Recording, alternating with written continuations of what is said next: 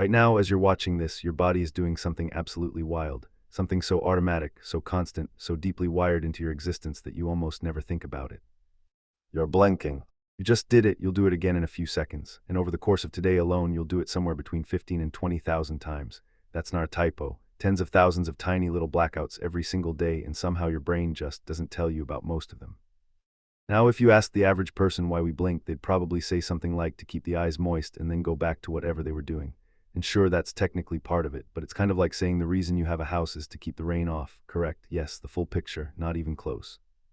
Because blinking is not just a moisture thing. It's a full-blown engineering operation. It's a defense system, a lubrication protocol, a brain timing trick, and possibly one of the most underappreciated things your body does while you're busy thinking about literally anything else. So in this video, we're answering what sounds like the most boring question in the world, and I promise you, it's actually kind of insane. Why do we blink so much? Let's start with the surface of your eye, because this is where the whole story begins. The front of your eye, the cornea, is basically a transparent window that lets light in so you can, see things. But here's the catch, it doesn't have blood vessels. That's great for keeping it clear and transparent, but it also means the cornea is basically out there on its own, exposed to the world like a freshman at their first college party. No backup, no blood supply, just vibes and vulnerability. So to keep it protected, your eye has this incredibly thin coating called the tear film.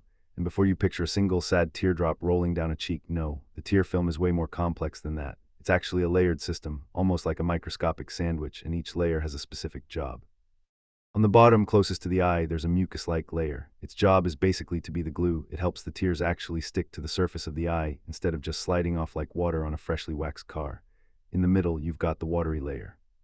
That's the hydration part. It carries nutrients, washes away particles, and generally keeps things comfortable. And on top, there's a thin, oily layer that acts like a lid on a pot. It slows down evaporation so the watery part doesn't just disappear into thin air. The American Academy of Ophthalmology describes these three components in pretty much exactly those terms. Mucus helps tears spread, the aqueous layer hydrates and rinses, and the lipid layer prevents evaporation. It's a beautifully organized little system. Blinking is the thing that keeps that entire sandwich intact. Every single time you blink, your eyelids sweep across the eye and redistribute the tear film into a smooth, even layer. And that matters a lot because your vision actually depends on that surface being smooth. If the tear film gets patchy or starts breaking up, your vision goes soft. Things get blurry, your eyes get irritated, and suddenly you're rubbing your face like you just woke up from a coma. Research reviews consistently point out that eyelid movement during blinking helps spread the tear film uniformly across the eye, and that maintaining a proper blink rate is essential for keeping that layer stable before it starts breaking down. So that's reason number one we blink so much, not because your eye is constantly in crisis mode, but because it works best when the surface is being maintained all the time. Think of it less like an emergency response and more like a Roomba. It's not cleaning up a disaster, it's just always going. But wait, there's more to this than just spreading tears around. Buried inside your eyelids are these tiny glands called Meibomian glands, and if you've never heard of them, that's fair, they don't exactly come up at dinner parties. These glands produce an oily substance called meibum, which becomes the top layer of the tear film I just mentioned, the protective lid on the sandwich. Here's the cool part, blinking doesn't just spread the tears. It also helps squeeze oil out of these glands and distribute it across the surface of the eye. So each blink is doing actual mechanical work. It's not just a curtain going down and coming back up. It's part of a lubrication delivery system that most people will go their entire lives never knowing they have. Ophthalmology reviews describe blinking as directly promoting the expression and distribution of meibum across the corneal surface. In less fancy language, your eyelids are tiny oil pumps and they need to keep pumping. This is also why incomplete blinks can cause problems. If your lids don't fully close, which, by the way, happens more often than you'd think, the oil doesn't get spread properly. The tear film starts evaporating faster. You end up with what eye doctors call evaporative dry eye, which is exactly as uncomfortable as it sounds. Research on digital eye strain links decreased blink rate and more incomplete blinks to greater evaporation and worse lipid distribution from the Meibomian glands. We'll come back to screens later, trust me. So far, blinking sounds like a maintenance thing, like your eyelids are just janitors with good work ethic, but sometimes blinking is way more dramatic than that. Sometimes it's a straight-up emergency response. Scientists actually classify blinks into three categories. Spontaneous blinks are the ones you do automatically without thinking. Voluntary blinks are the ones you choose to do on purpose, like right now if I told you to blink. And then there are reflex blinks, which happen when something threatens the eye. A puff of air, a speck of dust, a bright flash, your friend fake punching you in the face to see if you'd flinch. Clinical reviews consistently use these three categories. The reflex blink is the most dramatic one because it's wired into a lightning-fast neural circuit. The corneal blink reflex works like this. Sensory fibers from the trigeminal nerve detect the threat, and motor fibers from the facial nerve slam the eyelid shut. One nerve senses the problem, the other slams the door, and it happens before you've even consciously processed what's going on. Think about it, something flies toward your eye, and your lid is already closed before your brain has finished the thought, oh no. That's not slow, conscious decision-making. That's your nervous system running a security protocol that's been optimized over millions of years of things trying to poke our ancestors in the eye. And that reflex exists for good reason. The front of the eye is vulnerable. It's exposed to air, dust, bacteria, wind, accidental contact, and whatever else the world decides to throw at it on a Tuesday. Under normal conditions, the eyelids and tear film form a protective barrier. But if that system breaks down, the cornea is suddenly exposed, and it will let you know about it in the most painful way possible. Okay, so blinking protects the eye, refreshes the tear film, pumps out oil, and slams shut in emergencies. That all makes sense, but here's the part that got me.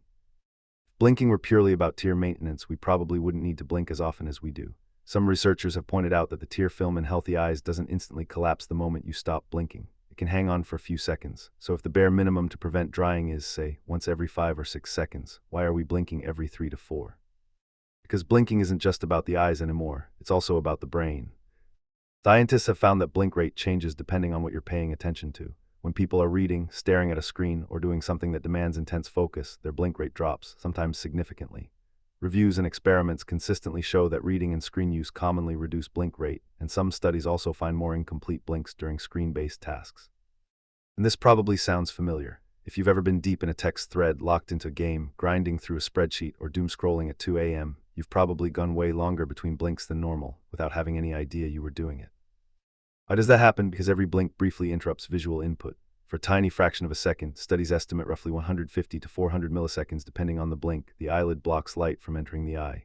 So when your brain is locked onto something important, it tends to suppress blinking until a less critical moment. It's basically your brain going, not now, I'm reading.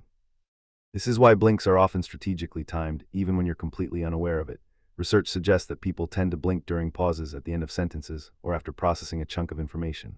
Some scientists have even proposed that blinks may function as a kind of information processing punctuation mark, a tiny reset point where the brain goes, okay, got that next. Now that doesn't mean blinking is for thinking in some spiritual third eye kind of way. It just means the brain is coordinating blinks with perception so the visual blackout causes as little disruption as possible. It's resource management, and your nervous system has been doing it your entire life without asking for a raise. And speaking of things your brain does without telling you, here's the part that's borderline creepy. You blink over 15,000 times a day. Each blink briefly blocks light from reaching your retina. By all logic, your visual experience should look like a strobe light at a very boring nightclub, but it doesn't. The world looks smooth and continuous almost all the time. Why? Because your brain actively suppresses your awareness of blinks while they're happening. It literally dials down visual sensitivity during the blink so you don't notice the blackout. Reviews of blink-related visual neuroscience describe this as a robust decrease in visual processing during blinks, and classic studies suggest this blink suppression is why the tiny interruption goes almost entirely unnoticed. Let that sit for a second. Your brain is editing your visual feed in real time, thousands of times per day, and you've never noticed. It's like finding out your phone has been auto-deleting embarrassing screenshots without you knowing. Helpful, absolutely. A little unsettling, also yes. Okay, let's connect this to something practical, because this is where all of this actually matters in your daily life. You've probably heard that screens are bad for your eyes, and that's sort of true, but not for the reason most people think. It's not that your laptop is firing tiny lasers into your retinas. The bigger problem is behavioral. When you stare at a screen, you blink less, and when you do blink, the blinks are often incomplete, your lids don't fully close. That means the tear film isn't getting refreshed properly, the oil from your Meibomian glands isn't being distributed, evaporation speeds up, and your eye surface gets irritated. Multiple reviews on digital eye strain and dry eye make this point explicitly. But when you feel like your eyes are tired after 6 hours of screen time, it's not because the screen did something magical to your eyeballs. It's because you essentially stopped doing maintenance on them without realizing it. Your eye's Roomba ran out of battery, and now there's dust everywhere. And if you've ever felt like you literally forgot to blink, that's not just a figure of speech. That's a real, documented shift in blink behavior that happens during focused screen use. Your brain was so absorbed that it delayed the maintenance routine, and your eyes paid the price. One more thing worth clearing up, blinking isn't just a top-down command from the brain. The eye itself sends signals back. There's a myth that blinking is purely mechanical, just a dumb wiper on a timer. But in reality, the surface of the eye is packed with sensory receptors, and when conditions change, dryness, irritation, temperature shifts, instability in the tear film, those receptors send signals that can increase blink rate and trigger more tear secretion. Research shows meaningful connections between corneal sensation, tear film stability, surface temperature, and how frequently you blink. So it's a two-way system. The brain decides when blinks happen based on attention and task demands, and the eye surface reports back on its own condition, nudging the system to blink more when things start getting rough. It's like a constant negotiation between your brain, which wants uninterrupted vision, and your eyeball, which would really like to not dry out, thanks. Yes, you can override all of this. You can blink on purpose, hold your eyes open, squeeze them shut. But spontaneous blinking, the kind that accounts for the vast majority of your blinks, is handled automatically by subcortical and brainstem-linked systems. You're not micromanaging it. It's running in the background like an operating system process you never open. So, putting all of this together, you blink so much because the eye is a fragile, exposed, high-precision optical instrument that requires constant upkeep. Every blink spreads the tear film, distributes protective oils, supports comfort, and keeps vision sharp. Blinks also serve as rapid-fire defense reflexes when the eye is threatened. And on top of all that, blink timing is shaped by attention and cognition, with the brain strategically placing blinks to minimize disruption and even suppressing your awareness of them so the whole thing feels seamless. Blinking is not a pointless tick, it's not a glitch, it's not filler. It is a silent, continuous negotiation between physics, biology, and attention. Your eyes need protection, your tear film needs maintenance, your vision needs a smooth surface, and your brain needs to decide thousands of times a day when it can afford to miss the world for a fraction of a second. So the next time you blink, and statistically, you've already blinked several times since this video started, just know that what you're experiencing isn't a tiny interruption. It's one of the most efficient, elegantly engineered maintenance routines in the entire human body. A motion so small you almost never notice it.